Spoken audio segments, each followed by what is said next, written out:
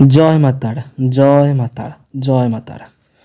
নমস্কার, আপনারা শুনছেন কালীকথা। এখানে শুধুমাত্র গল্প নয়, গল্পের মাধ্যমে শিক্ষা দেওয়া হয়।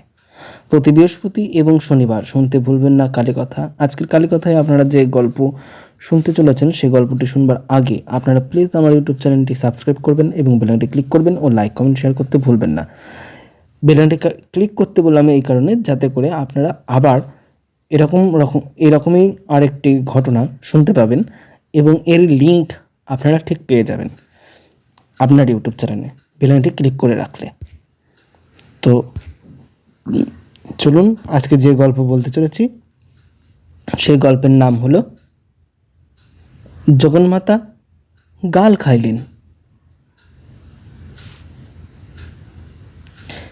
দিন যায়, মেয়ে বড় হয়, কিন্তু তার পিতা কমলাকান্ত বড়ই উদাসীন। এদিকে সংসার চালানো যে মহামায়ার কাছে এক দুরাহ দায়িত্ব হয়ে উঠল। তেমনই একদিনের কাহিনী।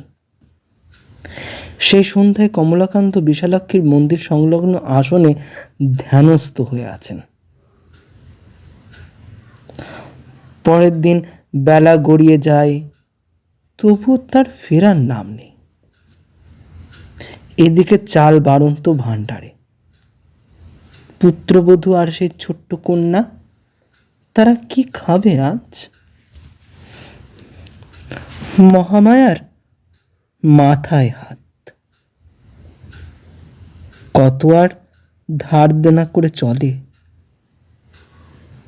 নিজেরা না খান, বাচ্চাটাকে তো খাওয়াতে হবে। মায়ের দু চোখ ভরে আসে জলে। মনে মনে গাল পাড়েন জগৎজননী মাকে। এত ছেলে থাকতে আমার ছেলেটাকেই পেলি? আমার অভাবের সংসারে তোর সাধন করতে গিয়ে এবার তো না খেয়ে মরবো গা। গাল খেয়ে ব্যথায় নড়ে উঠলেন স্বয়ং জগন্মাতা। জগন্মাতা ভাবলেন, সত্যি তো, আমার ছেলে বাড়ি গিয়ে খাবে কি? তাছাড়াও অতটুকু দুধের শিশু, আমি জগন্মাতা অন্নপূর্ণা, অথচ আমার মেয়ে হয়ে সেও যে থাকবে অভুক্ত। নিজেই চললেন অন্নের সংস্থান করতে। মা মহামায়া দেবী অন্ন চিন্তায় মগ্ন। কমলাকান্তের বধূটি ঘরে তখন কাজে ব্যস্ত। এমন সময় গৃহে প্রবেশ করলেন শ্যামলা একরত্তি বালিকা। পরনে লাল পেড়ে সাদা শাড়ি, 8 পৌড়ে করে বাঁধা। মাথার চুলে মস্ত এক খোপা এবং তাতে জবা ফুল গোঁচা।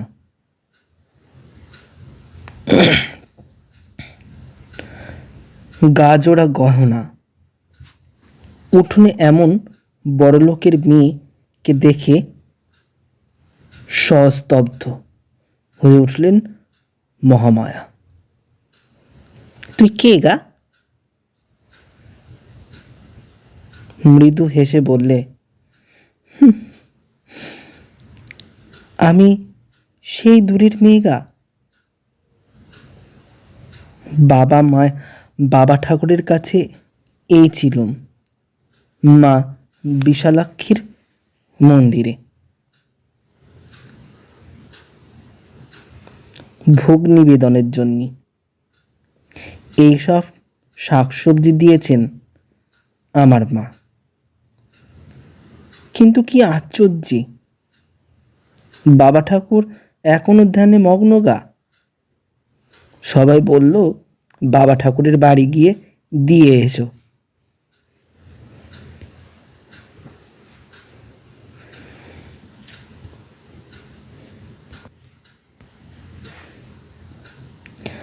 তাই তোমাদের বাড়িতে দিতে এলুম। মহামায়া পিছনে তাকিয়ে দেখলেন মেয়েটির পিছনে এক দল মুটে দাঁড়িয়ে আছে এবং তাদের মাথায় মস্ত বোঝায় শাকসবজি ও মশলাপাতি। মুটেরা সবজি ফলগুলো নামিয়ে দিল উঠোনে। তাদের বসতে বলে ঘরের কোণ থেকে একটু জল বাতাসা আনতে গেলেন মহামায়া, কিন্তু ফিরে এসে দেখেন কেউ নাই। হা হা করছে উঠোন, আর উত্তরে বাতাস পাক মেখে মরছে তাতে। চারচর জুড়ে অদ্ভুত এক ধূপের সুগন্ধ। মা মহামায়া দেবী তার বধূ বহুদিন পর পঞ্চব্যঞ্জন রান্না করলেন। সন্ধ্যার রাতে সাধক পরব ফিরে এলেন।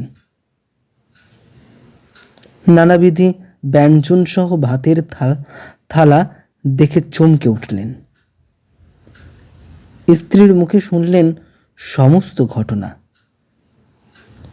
আর কি সেই অন্ন মুখে রোচে?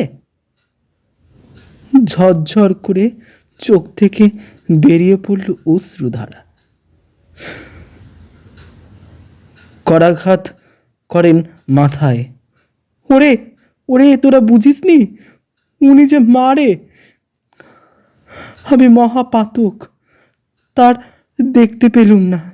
ভাতের থালা হাতে মুঠে ছুটে যান মন্দিরে, আছড়ে পড়েন দুয়ারে। আকুল হয়ে কমলাকান্ত কাঁদেন এবং সেই সঙ্গে একটি গানও লেখেন। শ্যামাপদ নীলকমলে, কালীপদ নীলকমলে, যত বিস্ময় মধু, তুচ্ছ হলো কামাদি কুসুম সকলে। চরণ কালো, ভ্রমর কালো, কালোই কালো মিশে গেল। তাই পঞ্চতত্ত্ব প্রধান তত্ত্ব, রঙ্গ দেখে ভঙ্গ দিলে। কমলাকান্তের মনের আশা পূর্ণ এতদিনে। সুখ দুঃখ সমান হলো, আনন্দ সাগর উত্থলে।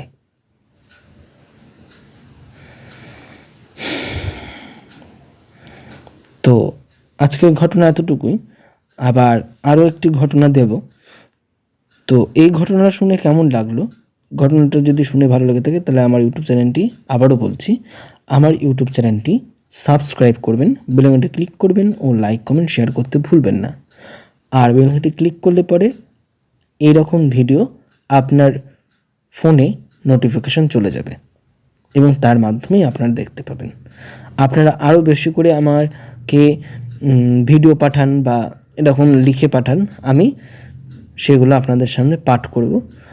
আর এছাড়া আপনার বাড়ির আশেপাশে কোথাও যদি এরকম অলৌকিক ঘটনা থেকে থাকে তো আমাকে হোয়াটসঅ্যাপ করতে পারেন, ইমেলও করতে পারেন।